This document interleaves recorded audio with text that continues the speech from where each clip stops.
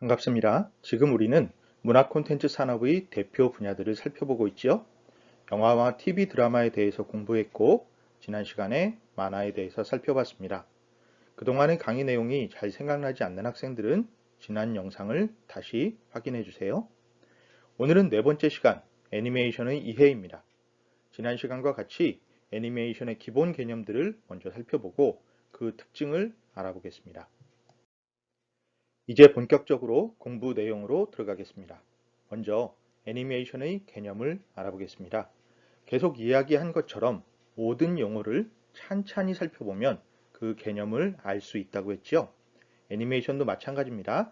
애니메이션이라는 용어 안에는 아니마라는 말이 포함되어 있습니다. 아니마는 라틴어로 영혼을 의미해요. 여기에서 생기 혹은 활기라는 뜻도 나오고요. 칼 구스타프 융과 같은 정신분석가는 이 의미를 활용해서 심리를 설명하기도 했습니다. 그것이 아니마와 아니무스라는 개념입니다. 아니마는 남성의 마음속에 들어있는 여성적 원형 상징을 뜻하고요. 아니무스는 반대로 여성의 마음속에 들어있는 남성적 원형 상징을 의미합니다. 어찌되었든 아니마라는 것은 생명이 있으니까 움직이고 그런 움직임을 표현하는 것이라는 맥락에서 애니메이션이라는 용어가 만들어졌습니다.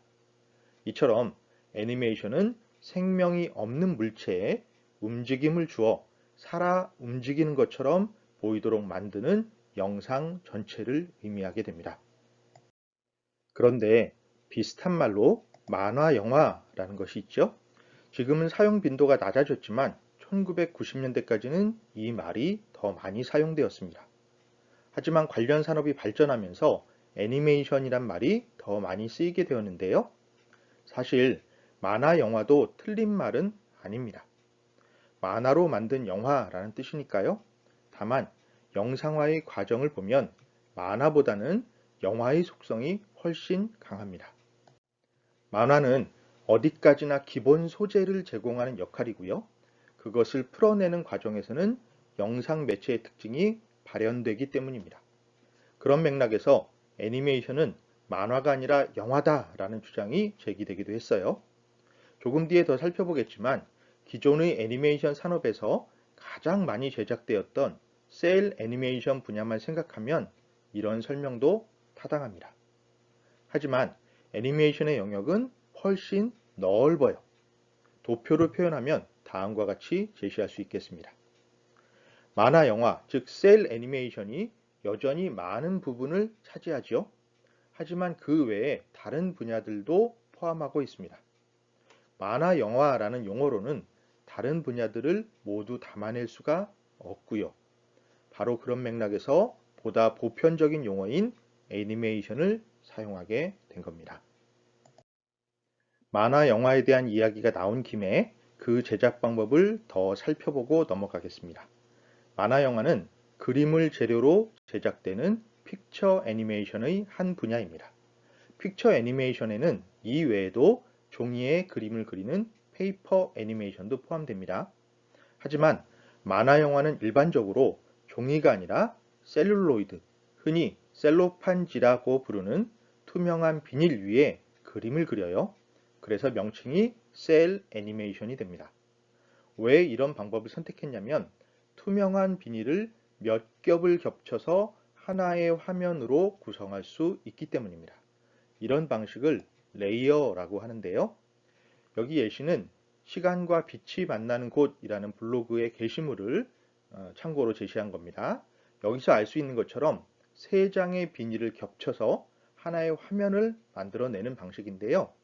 이렇게 하면 다음 장으로 넘어갈 때 화면 전체를 새로 그리지 않아도 됩니다. 겹쳐진 부분 중에서 앞과는 다르게 변한 부분만 그려서 다시 조합하면 새로운 화면을 만들어낼 수 있는 것이죠. 이런 방식으로 제작을 진행하게 되면 시간과 노력을 줄일 수 있습니다. 가장 밑에 배경을 그리고 그 위에 움직이지 않는 부분을 그리고 그 다음 움직이는 부분을 그리고 아주 빨리 움직이는 부분, 이렇게 몇 가지 셀들을 겹쳐서 하나의 장면을 만들어내면 되니까요. 이러면 모든 그림을 새로 그릴 필요가 없겠지요. 움직임이 있는 부분만 새로 그리면 됩니다. 특히 일본 애니메이션 작품들 중에서 퀄리티가 좀 떨어지는 것들을 보면 이런 제작 방식을 확인할 수 있습니다. 왜?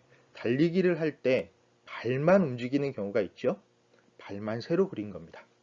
또 변신 로봇, 변신 소녀 등의 분야를 보면 건물들이 여러 채가 있는데 그 중에서 폭파되는 건물만 티나게 색깔이 좀 다른 경우가 있습니다. 그 부분만 새로 그린 겁니다. 자, 셀 애니메이션의 제작 방법에 대해서는 실제 작품을 보면서 더 자세하게 알아보도록 하고 일단 넘어가겠습니다. 다음은 애니메이션의 범주입니다. 지금까지 설명한 것처럼 애니메이션에서는 만화 영화뿐만 아니라 다양한 분야가 포함되어 있습니다. 사실상 어떤 재료를 선택하든 움직일 수 없는 것을 움직이게 만든다라는 조건에 맞기만 하면 모두 애니메이션이라고 할 수 있으니까요.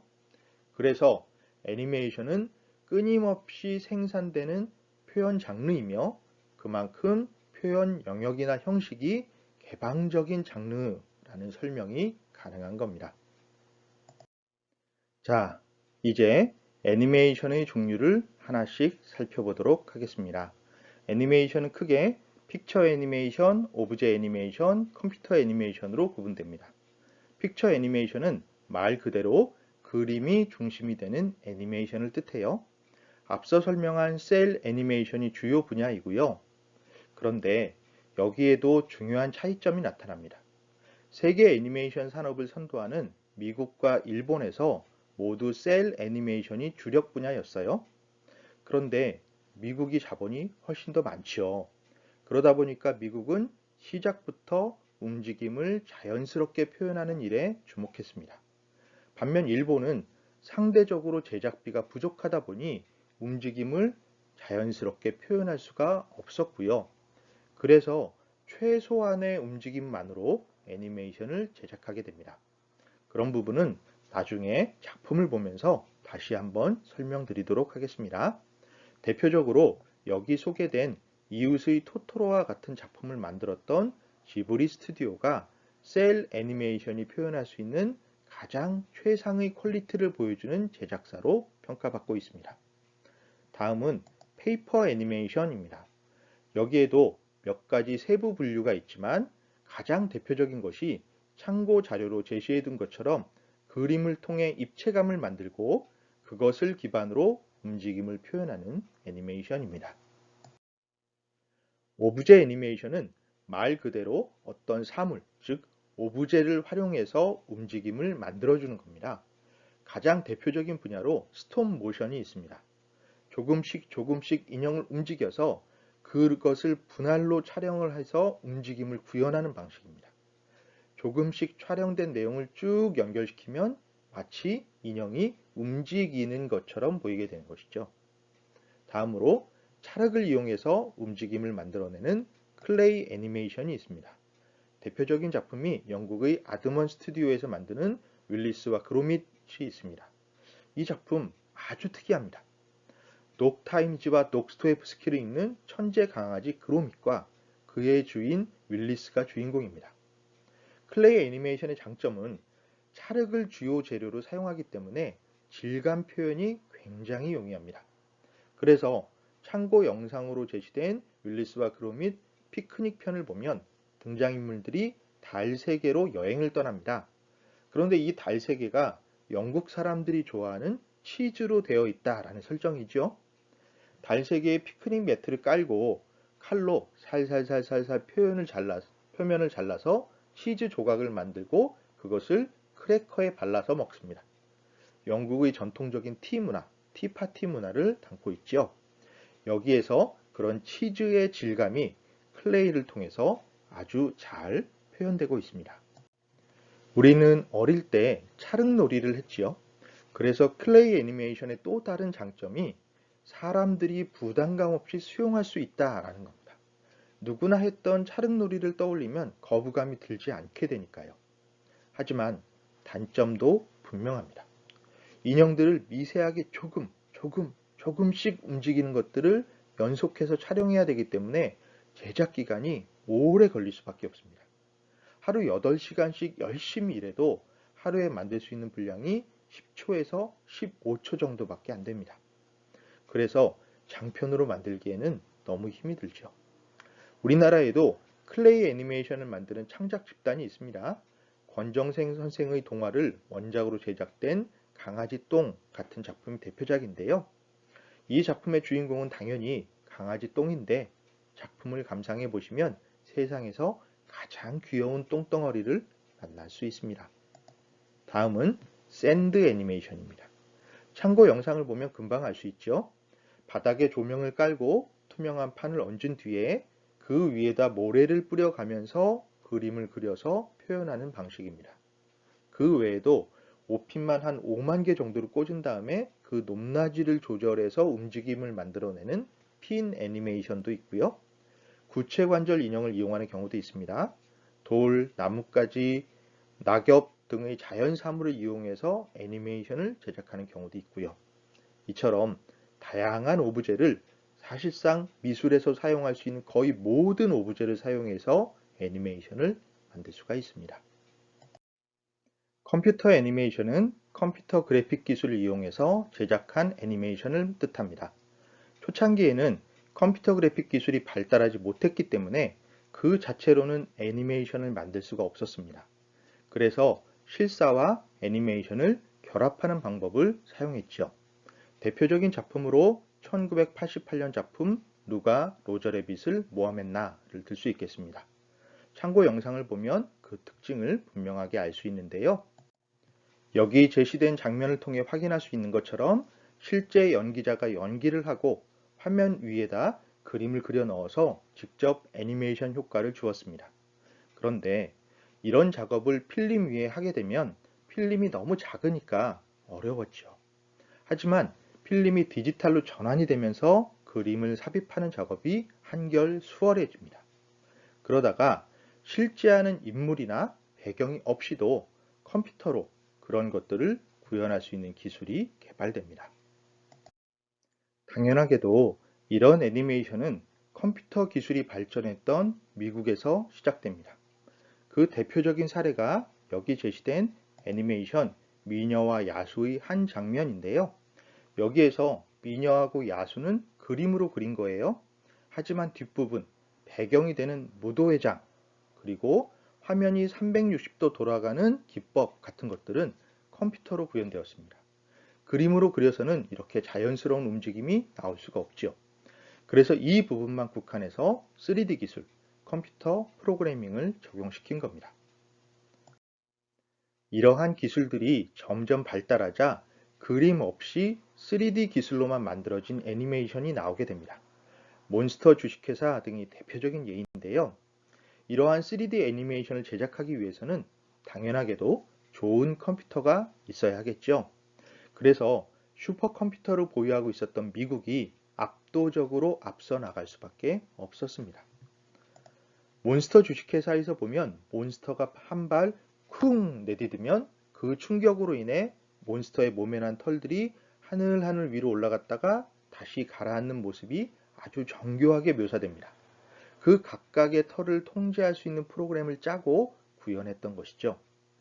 그런데 고성능 컴퓨터만 가능했던 그런 표현을 오로지 노동력으로 극복한 나라가 있었습니다. 바로 대한민국이에요.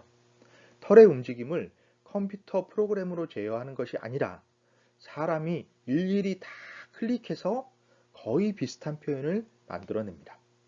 열악한 장비를 노동력으로 커버한 것이죠.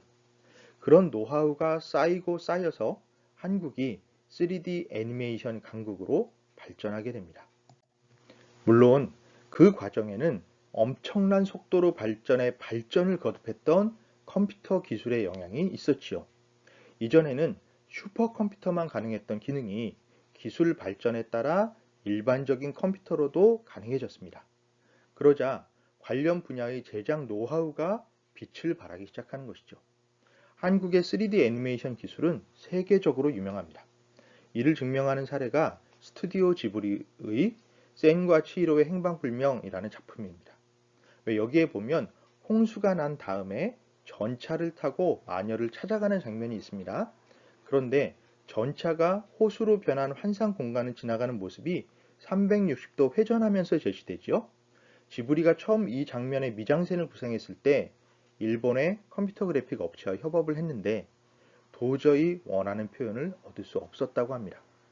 그래서 수소문 끝에 한국의 기술자들에게 도움을 요청했죠. 그 결과가 지금 우리가 보고 있는 바로 그 장면입니다. 그래서 센과 치히로의 엔딩 타이틀을 끝까지 보면요. 참여 스텝의 이름이 쭉 올라가다가 한국 이름이 나와요. 일본 사람들은 보통 성과 이름이 네 글자로 되어 있죠. 그런데 중간쯤에 성이 한 글자, 이름이 두 글자인 이름이 대여섯 명 쭉 올라갑니다. 바로 그 사람들이 한국 사람들이에요. 그만큼 한국의 컴퓨터 그래픽 기술이 유명합니다. 더 나아가서 그저 기술만 좋은 정도가 아니라 캐릭터를 더하고 설정을 부여해서 스토리텔링을 만들어낸 작품들이 만들어지기 시작합니다. 대표적인 사례가 바로 그 유명한 뽀로로와 친구들입니다.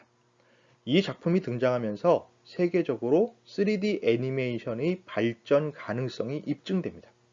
그동안 컴퓨터 애니메이션은 아무래도 표현이 거칠거나 딱딱해서 사람들에게 거부감을 좀 주었거든요.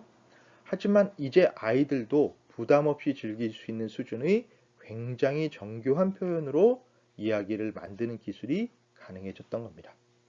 뽀로로와 친구들은 전 세계 146개국에 수출되었고요. 여러 지역에서 시청률 40% 이상을 기록하면서 세상을 지배하는 보통령으로 거듭나게 되죠. 이런 사실이 왜 중요하냐? 다음 두 가지 때문입니다. 첫째, 컴퓨터 기술은 계속 발전하고 있다는 사실이에요. 3D 애니메이션이 발전할 수 있었던 것은 컴퓨터의 성능 향상이 기반이라고 설명했죠. 예전에는 슈퍼컴퓨터만 할 수 있었던 일을 요즘은 개인용 컴퓨터, PC로 할 수 있게 됐습니다. 앞으로 컴퓨터 기술이 발전하면 할수록 표현의 영역도 계속 늘어날 것입니다. 그러니 컴퓨터 애니메이션이 발전할 수 있는 가능성은 아주 높다라는 뜻이죠.